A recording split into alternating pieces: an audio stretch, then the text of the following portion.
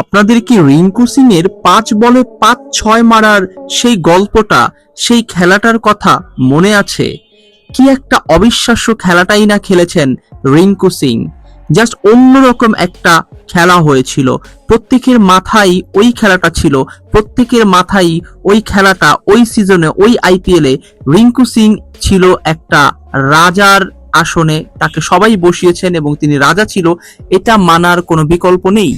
ভারতের হয়ে যুবরাজ সিং 6 বলে 6টা 6 মেরেছিল এবং তারপরে আমরা আইপিএল এ রিঙ্কু সিং একটা 26 বছরের একজন ব্যাটার, যেই ব্যাটারের হাতে আমরা দেখেছিলাম 5 বলে 5টা 6 মেরেছিল। গুজরাট টাইন্স কলকাতা নাইট রাইডার্স ম্যাচের শেষ ওভার করতে আসা যশ দয়ালের 5 বলে 5-6 মেরে কলকাতাকে একটা অবিশ্বাস্য জয় এনে দেন এই রিঙ্কু। সেই রিঙ্কু অবশ্যই গড, মানে সৃষ্টিকর্তার প্রতি তার অগাধ বিশ্বাস রয়েছে, যার কারণে এখন তিনি হাতের মধ্যে একটি ট্যাটু করেছেন এবং সেই ট্যাটুতে তিনি লিখেছেন গডস প্ল্যান।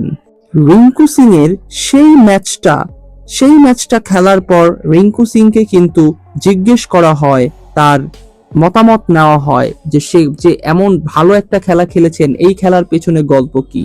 তখন তিনি সকল কিছুই সৃষ্টিকর্তার উপর দিয়েছিলেন, সৃষ্টিকর্তা চেয়েছিলেন, যার কারণেই তিনি এমনটা খেলেছেন।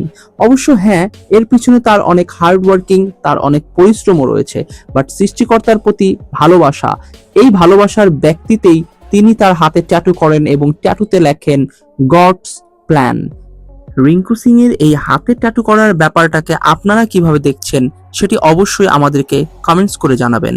আর ক্রিকেট সম্পর্কিত বিভিন্ন তথ্য পেতে অবশ্যই ইউটিউব চ্যানেলটিকে সাবস্ক্রাইব করে রাখুন। দেখা হচ্ছে পরের অন্য কোনো ভিডিওতে।